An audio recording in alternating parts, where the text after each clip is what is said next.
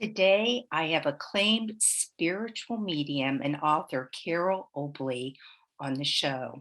Carole has been the bridge between heaven and earth in over 40,000 readings and 14,000 group readings, bringing forth names, descriptions of loved ones' personalities, validating details, as well as grief support and teaching about the afterlife, which are typically delivered in her readings. As an advanced intuitive, she also regularly delivers specific practical guidance in readings about many life issues, including relationships, business, and spirituality. She is recognized by readers and clients alike for bringing compassion and integrity to mediumship by her sincere intent to be of service to others through her talents and experience. Welcome to the program, Carole. Thank you, Marla. It's great to be here. Yes, it's nice to have you. And let's just jump right in. So you've been a medium for 25 years. You've done over 40,000 readings. It's for it's 14,000 Oh, total. 14. Okay, because I had 12 and then I thought you wrote me and said 40. That's I don't know how anybody could do that many in a lifetime. So 14,000. That's a lot. So what are a few of the insights you've learned about the spirit world, its nature, what it's like and our ability to connect with it? Well, there's so much that I've learned, and the work Yes. changed me to the point where, I will never be the same person again Mm, as before I started this work. And I know that I've done it previous to this lifetime. Um, like most of us that have skills. And by the way, I never claim the word gifted. The reason for that is because of humility, which is very, very important when you're doing spiritually centered work. I never want to be put on a pedestal. Um, that really can be a difficult place to fall from. Um, there are a number of things I've learned. Just a few of those would be that, something very simple, which is we are eternal beings. There is only the shedding of the physical. And I know that you've had other medium guests on, and um, so they've probably mentioned that. Knowing that, though, is what's really important for people to eliminate fear and to really know in their hearts, not in their heads, but in their hearts, the freedom of being that we have as a limitless, eternal um, face of God that is within all of us. And knowing that can also help to alleviate grief for people. My intent always in every single session that I do for people, I set my intent with a prayer to deliver the very highest and best communication to that individual. And so I've learned so many things. My latest book, Wisdom from the Spirit World, contains around 8 or 10 lessons.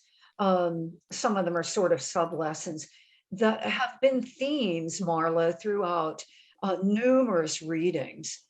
And so I wanted to show people uh, what I've learned as a conduit for those in spirit, what they want to say to us. And these are primarily spiritual lessons. For example, our wounds do not diminish the light within. Um, all of us have had painful experiences in life. That's part of being human. If we identify with those things, then we really internalize them. Spirit, it talks about using painful things, wounds, as jumping off points for growth and spiritual evolution. That is a major lesson.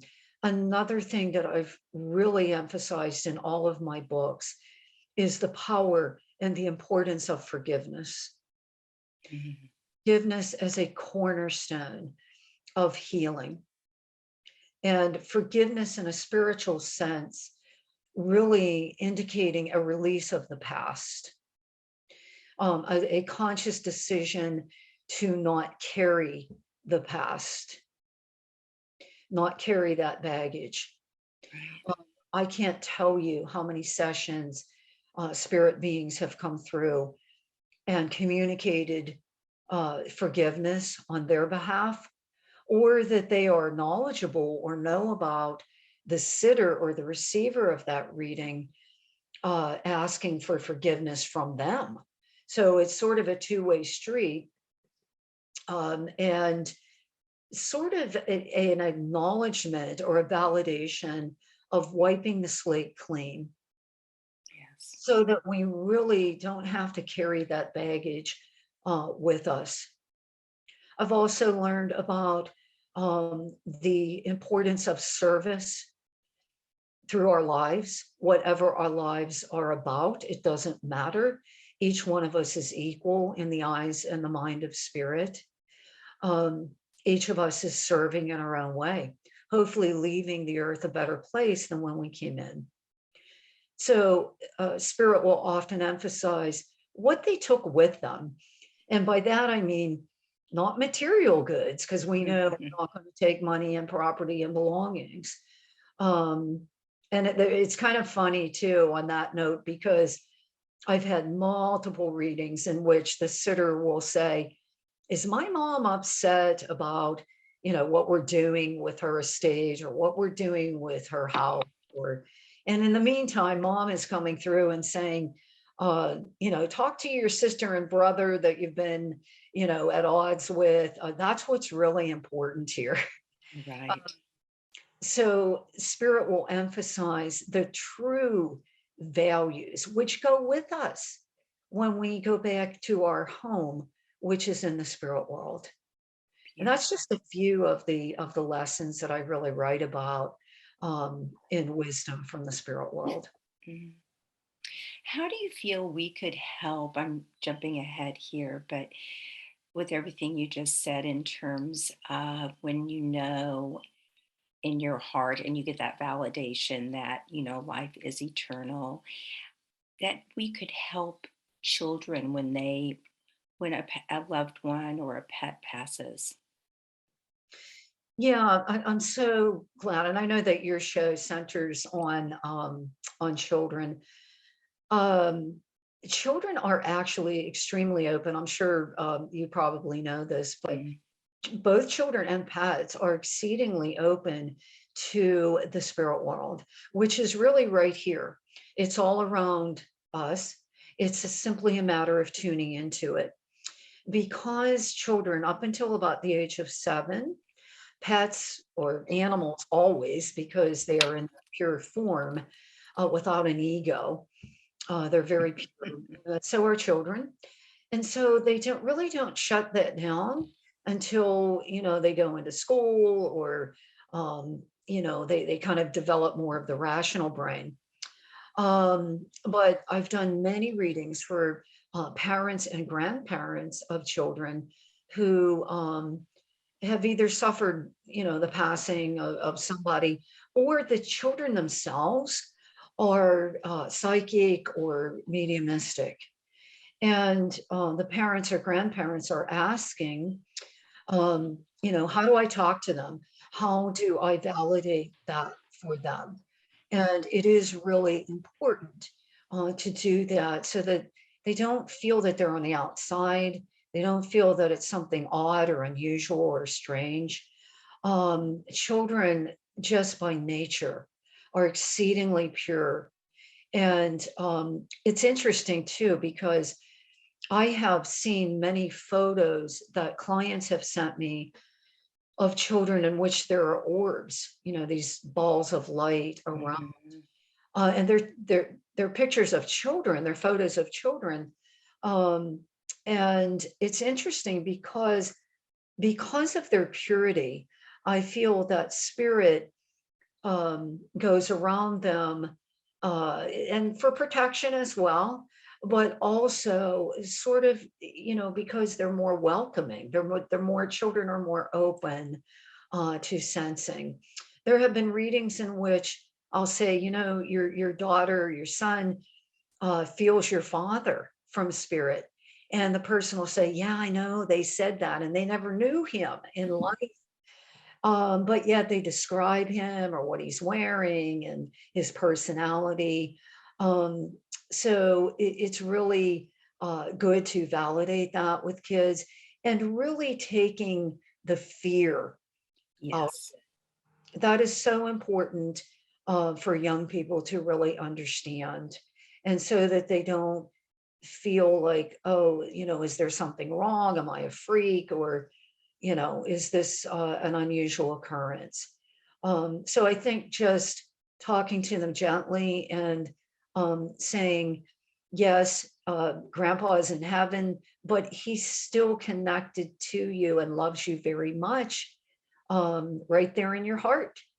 Yeah. And children understand that when you talk about love and the heart. Mhm. Yes. Thank you for that. So, what have you learned? What's it like in the spirit world? Like with the colors and the energy and what everybody's doing and that sort of thing in your readings? Well, in my books, I only write about, and in interviews such as this one, I only talk about what I have personally experienced. I feel that it is exceedingly important to put a respectable and integrous face on mediumship. Mhm. Um, and I've always operated in high with high ethics. It is a place that is much like this place, the earth. It's sort of a reflection. The main difference is it's very fluid. The colors, as you had mentioned, are exceedingly bright. It is a place where healing is available. It is a place where we are with our soul group members. Those are souls who share a similar spiritual consciousness to us. I've been very blessed to have glimpses into the spirit world. I don't ever profess to have all the answers, but from what I have seen, it is also a place where we can carry on with the work that we did here. We can carry on with that in the spirit world. There are multiple readings I've done in which, not knowing anything about the sitter or about the deceased loved one prior to the reading, and I never ask questions about who the person wants to connect with or any other specifics about them. I allow spirit to bring that through. I have often seen the individual in spirit carrying on with work that they started here. For example, one reading comes to mind.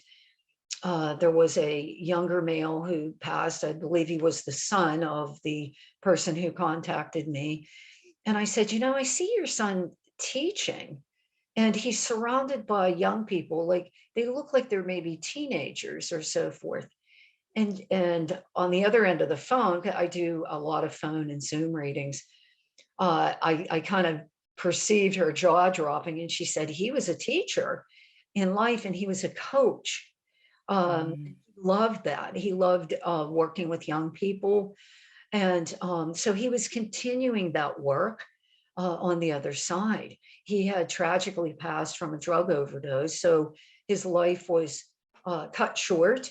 But he realized that he had the opportunity now to continue on with meaningful spiritual evolution and continuing on with the work that he had started when he was here. Yes. So it is possible. It's not only possible, it's that we really do that. Just about anything you can think of, that people do here can be continued in the spirit world. And I know it sounds funny, it might be peculiar, but I truly have seen this through many, many readings that I've done. Mhm. Well, also with all the near death experiences coming out, people being having glimpses while they're actually on the other side and the hall of knowledge and and all of those sorts of things. So that kind of brings us to the Akashic Records. I've never had anybody talk about the Akashic Records on the show, so I'd love for you to explain what they are. And I know I've heard you talk a little bit about Edgar Casey, who I am a huge fan. So I'd like for you to introduce him to our listeners too, and what you gleaned from some of his books and his writings. Yes, Edgar Casey, a famous American psychic, was actually a trance channeler, meaning Casey would actually leave his body. He did his readings during the 1920s and 1930s in Virginia Beach. Um, and I finished a very thick book on him, on his life. It was a biography. Um, and he did many readings dealing with businesses. But I think really his biggest contribution were his health readings, Mhm. also his Akashic records reading. I call them in my books, my whole first section of Wisdom from the Spirit World is about the Akashic. I call them the files. It's the same thing. They are energetic codes that, if you think of a giant tape recorder that's always running, that's what they are. And, we know that, I guess I'm dating myself on this, but on cassette tapes, um, and probably on CDs, but the impression that's made on that tape and our thoughts and our actions, our behavior are recorded energetically in these records, and they are attached to the soul forever. So they started at the beginning of time, whenever that was. And you and I sitting here right now doing this interview are adding to our Akashic file. There are personal files and there are universal files. So the personal individual file is actually sort of a subset of the universal ones. Um, Casey, when he left his body, and back in those days, they didn't have tape recorders. He had a secretary who transcribed everything that he said. She worked with him for many years. I believe her first name might have been Gladys. I have to get my book out again, but she transcribed all of these. The original transcripts can be found in the library of the ARE, the Association for Research and Enlightenment in Virginia Beach.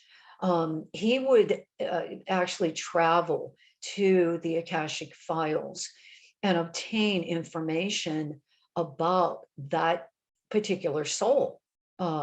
Just having the name and the location of that soul.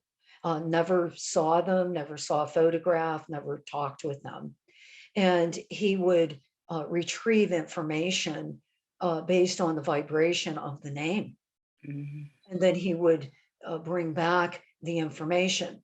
A lot of Casey's remedies, which some of which were quite unusual today. I mean, some of it is, I read some of them, like, what the heck was he thinking here, but he would importantly talk about spiritual remedies too, not just, like tinctures or, certain foods. He was very holistic in his approach to healing.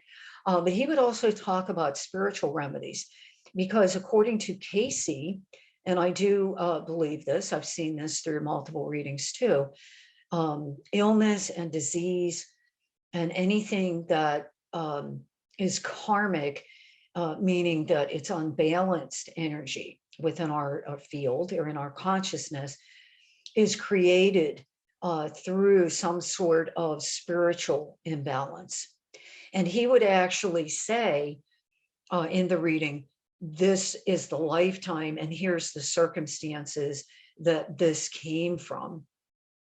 And he would talk about, he would use some of his language is quite difficult. It's sort of biblical language that Yes. readings were written in. So I think that that was probably one of his spirit guides who helped him. That may have been from those days, back in the biblical days. But he would deliver this information for purposes of healing, and so that the soul in the current incarnation could begin to address that spiritual imbalance. And um, then the physical being the lowest in terms of energy vibration, the physical body being the lowest or the densest in terms of energy, then the healing could occur once the spiritual body, the emotional body, the mental body were coming into alignment. Right. And I don't know the number of readings he did, but he really went against what was recommended. He burned himself out, and he was told to only do maybe 1 or 2 readings a day. And because of the demand and the letters in those days, it wasn't phone calls, it was letters from people.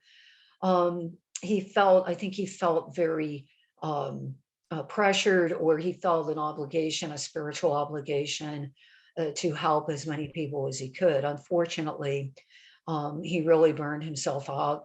Trance channeling is very hard on the physical body.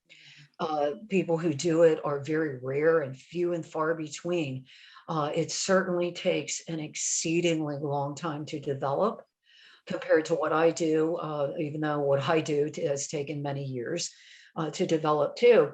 But trance really is exceedingly demanding and very difficult on the body. So Hmm. you have to make sure that you are balanced as an individual.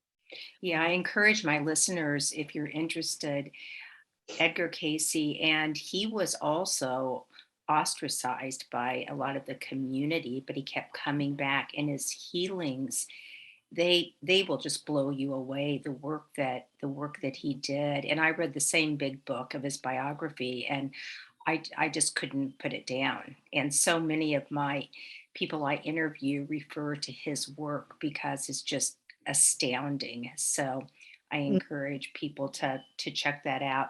So Carol, I don't know, maybe you wanted to continue on that, but maybe within that, can you talk a little bit about the difference between an Akashic record reading, because I know you do those, and your mediumship? Yeah, the Akashic record reading, I usually use the natal astrology birth chart. Right. It's another tool. I could do the reading without using that tool, but I feel that it adds a lot more depth and detail when I look at the planets, because I've studied astrology for many, many years. I continue to study astrology today, daily. There are certain Facebook pages I go on to that are very reputable as far as teachers on there and top astrologers. So it's something that I'm very acquainted with. I use the birth chart as a map. And when I look at that map, because it really is the minute that the soul came into the body of the tiny infant, the planets were in certain signs. They were in certain relationships with one another. Those are called aspects in astrology. When you lay out the chart based on the location, the date, and the time, there's a rising sign, and there are what are called houses. Just as there are 12 signs in astrology, there are 12 houses, each one amounting to a different area of life, of the human life. So based on that, there are certain things that really stand out to me, including trauma. The soul may have incarnated with traumatic events that have left imprints on the Akashic file, that subsequently have to be healed or addressed in the current lifetime. You can see that right in the chart. The planets that really indicate that are Uranus and Pluto. And depending upon what is forming aspects or relationships with those and where they're located, There's a lot of things that can be discerned from that. But I also always use my spirit given ability. It's interesting because many years ago, when I first started, clear back, in the very early 90s, I started seeing scenes on people's when I would be doing readings for people, and just the usual type of sort of psychic readings, like about love life and career and money and those sorts of things. I would start to see these scenes above the person's left shoulder, and I think, what is that? And so I didn't have enough confidence at that time to really speak about them. And they were scenes from not current day, from other cultures or time periods.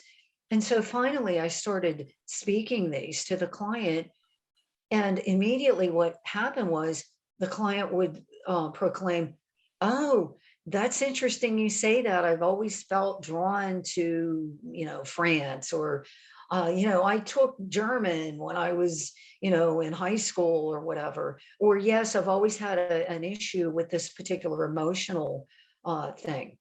So it's interesting that that was given to me. It just came spontaneously. I never asked for it. It just started happening Mm. to me. And that I found that the more that I would verbalize this, I started to see themes that would be relevant for that person, and how that would repeat in patterns in their life. Right. So, how do people, let's say if one has an Akashic reading and trauma does come up from a past life, how do they begin healing that when they feel, it's like it's not even this lifetime, and what do I do with this? Well, there's a number of tools. First is knowledge. First, Yes, just knowing. bringing the subconscious, because the akashic is in the unconscious. So sometimes I've had clients that talk about dreams that they've had, and they'll say, I was in this other place. I looked down at myself. I was dressed differently. Um, there was a war scenario there going on. These emotions came up. Sometimes it will be made known in a dream. That when the subconscious is very active, sometimes people will have deja vu, Hmm. which is being at a place and you feel like you've been there before. Sometimes people will just get a very quick flash of something. Um, so sometimes people can't put their finger on it, but it's something that might be troubling to them. Bringing that into the conscious mind brings it out of the recesses of that darkness, and it can be dealt with in the light. And there are many healing tools: psychotherapy, energy therapy, hands-on healing, flower essences, spiritual readings, past life regression. There are many different avenues, and I always say a combination of things is a good way to go. Sometimes, quite honestly, because the trauma might have been so deep, we can only deal with so much of it, so many layers of it. Sometimes there are layers that would be indicated in a natal chart through a square. Those are planets that are held at 90 degree angles from one another. And whenever I see a square in a chart, it usually means deeply held karma. So sometimes we're only able to address one layer of it in however many years we're here. But the important thing is to understand that the soul is timeless. The soul does not know anything about linear time. It knows its own consciousness. Yes. And so the evolution that happens in 10 years, 80 years, 100 years is still valuable and relevant to the soul. So we do what we can in a lifetime. And I've read for so many courageous and just amazing and astonishing individuals that have had so much trauma that they've brought in that is repeated sometimes even in the current lifetime. Um, I did a reading for a lady, just to give a quick example, a couple days ago. Her mother was murdered by her father when she was 3 years old. The father and the father commits suicide. I mean, it's just unimaginable, some trauma that people go through. So I didn't look at her chart. This was a mediumship reading. Mediumship, and I know you had asked this before, is more of evidentiary communication from living, breathing souls, alive Yes. souls in the spirit world that impress their thoughts on mine as a mental medium. And I give that evidence and those messages to the sitter. Wow. Your work is just it's just amazing. Can we would you talk a little bit about soul agreements and soul groups? Yes, soul agreements. And again, I've written extensively about these in Wisdom from the Spirit World. Soul agreements are agreements made between two souls or more, for purposes of balancing karma, or it doesn't have to be negative. It could be that the souls are coming together for a greater purpose than they could do alone. Mm, For that makes example, sense. people who souls who have agreed to work on some sort of contribution to humanity, who meet. One could be in Africa and one could be in the United States, or somewhere else. The magnetism of souls is very real. Remember, it's the soul is operating in unlimited potential, and so it doesn't know anything about distance or time or geography or any of that. So the agreement is for some sort of spiritual evolution, and it could be also there's usually a lot of karma between soul groups who happen to come in and play the roles of family members, perhaps a spouse, perhaps a friend, an employer, um, just about any relationship you could think of. Those can all be soul agreements. It's always a two-way street. So there are no victims. There's always an agreement between those two souls on that unconscious level. Mhm. And a soul group are groups of souls, a collection of souls who share a similar spiritual consciousness. And they're together through Yeah, eternity. um, they can be. It Uh-huh. really depends on the individual soul's growth. A very good book, and a gentleman who did a lot of work on that sort of thing is Michael Newton, PhD, Yes. Journey of Souls, a classic book. That book changed my life. I read it many, many years ago. I believe that it's legitimate. There are some people I will not recommend because I don't think they're legitimate. Now, Newton was not a medium, but he started out as a hypnotherapist. So, and he started finding that he wasn't just doing, like helping people to stop smoking or lose weight or whatever. Some people were going in between lifetimes, Yes. and he would get information from them. And there are diagrams in his books about soul groups and so forth. Soul groups can actually collaborate. They can learn from one another. Generally, they spend a lot of lifetimes together and also in between lifetimes as well. Mm, interesting. So we have so much to talk about. Carol, I'd like to talk a little bit about free will versus destiny. I've I mean, do you have you learned from the spirit world in your work that randomness is not a thing, and that, for example, if a young one passes, or if, something like that. Can you just talk a little bit about the difference between those two?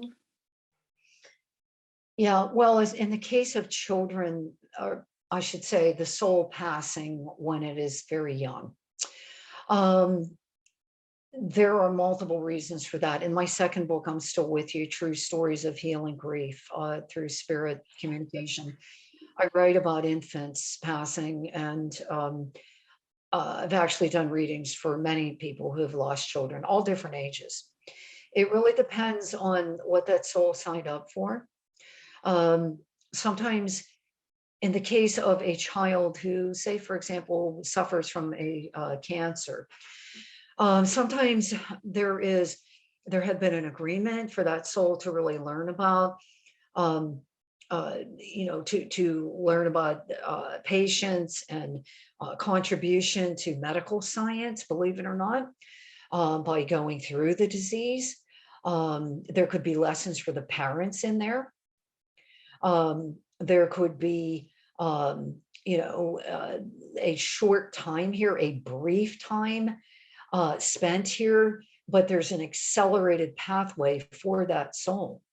So, there have been many. For example, I'm always impressed with mentally challenged children, or, autistic children, and so forth. They're actually very advanced souls. Yes. People look and they go, "Oh, I feel so bad for them," or "I feel so sorry for them," or whatever. No, they're very much an advanced soul. It's like they have this internal knowing of what they're here to do. And they actually come, a lot of them, as teachers Right. for the rest of us. Um, so, and I'm sorry, I got digressed on the children. You asked the difference between. Well, you're kind of answering that when something like that happens, it's not just Mhm. random. There's a reason for it, and it's something that had been planned beforehand. So there is free will, because there's always choice. However, again, going back to the birth chart and the Akashic files, there are certain lessons or outlines, and in my books I call them blueprints, Yes. not contracts, but blueprints. Why would why have I seen them as more, less rigid, and more of something that's a bit more open-ended?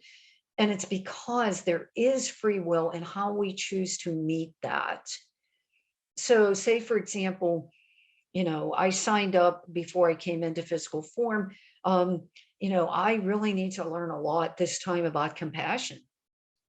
So, perhaps I want to do that. I have the choice to do that through working with abused or abandoned children. Maybe I choose to do it from rescuing animals. Maybe I want to work with the elderly. Maybe I was born into a family in which I suffered a lot of abuse, and I have to learn self compassion. And I have to, in some way, walk through the lesson of forgiveness and compassion with people who were, mentally ill. That's why they abused me. So, what I'm saying is the blueprint allows for um, choice, in that there's the lesson, but it's up to us. And Casey, by the way, referring to Casey, he called it grace. Grace means that we're kind of given a reprieve. So, say, for example, I don't know, I was a horrendous person in past life. Maybe I murdered people, or I was a tyrant, or whatever. I could choose, in the current lifetime, to either experience that, where that's turned on me, or I could choose to dedicate my life to helping people, and giving a lot of service. And that's what Casey called as grace. So we don't necessarily have to have the tables turned on us if we did something negative. We can choose to balance that karma through service, through contribution, through giving. Interesting. So there are, That makes sense then. So the lesson is there, but we do have some grace on how we're going to learn that yes, lesson. Yes. Interesting. So, I think of shamanism when you speak of when we were speaking of healing, and if you learn through an Akashic reading that you've had past lives that were very a lot of trauma. And have you worked with shamanism at all and soul retrievals and those sorts of things? Could you speak to that? actually, yes. Many years ago, I actually there is an excellent book, and this woman is one of the few authorities on the topic, and that's Sandra Ingerman. Yes, I know her. So the book is called Soul Retrieval. I read her book many years ago. And I actually have been present at a couple of soul retrievals locally. It was very powerful in that the soul parts from an individual who had been very abused as a child. And usually part of the soul will split off. It's actually a healthy thing because it's too painful here Mm, for the soul. So some of it actually will go back into spirit, from my understanding of studying soul retrieval. Um, and so it's another modality of healing. And I think the field has become a bit diluted, just like with mediumship. I think people might take a weekend course and think that they're a shaman, but right. there's a lot of integrity that has to be present because you're dealing with a person's life force. I mean, you're dealing with their very life force when you're doing that sort of thing. Right. But I have a lot of respect for those cultures and the wisdom that I think a lot of it has been lost today, Mm, and natural remedies and natural healing. But yes, absolutely, it is a valid form of healing. yeah. Do you we need to wrap it up, but are you receiving from spirit that a transformation is happening and that we're on the cusp of of something happening in terms of a spiritual awakening with the world? Definitely. Um, in January of 2020, two powerful planets, Pluto and Saturn, conjoined, meaning they were in what's called conjunction. They were right next to one another. Shortly thereafter, the virus came out. Um, so the opportunity, and here we go again with free will. uh, we could use that any way that we want to. Again, the energies, planets are actual physical bodies we can look through a telescope and see, but they're also energies within the human being. So Pluto being highly transformational, um, it is still very active now. Those big outer planets are generational and they don't just go away overnight. So it set the stage for very impactful changes that we're still seeing today. Yes. Yes, And absolutely. it is up to humanity to save itself. It is up to humanity to use the energies in alignment with natural laws, the only valid laws in the universe, spirit's laws, which will always supersede man-made laws. The closer you align yourself with natural law, the less karma that you will create. So that is the correct use of one's energy or power. Pluto also is indicative of power, universal power. That's why they named an element after plutonium. It's Yes. raw, forceful power. So yes, we are in transformation. Um, I see reason to be hopeful. It's very difficult at times to remain hopeful in the midst of so much devastation. Those of us who are highly sensitive, I Mhm. myself, sometimes I just have to turn it off. Yes. Um, but there the light will never be extinguished by the dark because the light is spirit. The light Yes. is eternal and infinite and indistinct, inextinguishable through any means. Well, thank you, Carol, so much. And I encourage my listeners to run out and get Carol's book, Wisdom from the Spirit World. It's a beautiful book. And also check out her other writings. And would you like to say anything that I didn't ask you today? Any words of wisdom or anything to conclude? Just for people to understand that what all of us have in common is right here, right now. Mm. And we don't have the past, we don't have the future. And that is the great equalizer, the present moment. I'm a strong proponent of mindfulness and being here now in the moment. That's all we have available. And to always focus on that through the power of your breath, you have that anchor, you have the light within you, and nothing can extinguish that. Nothing. And so that is always present. It is always at your disposal. Thank you. Thank you for that. And Carol, if people want to find you, how would they do that?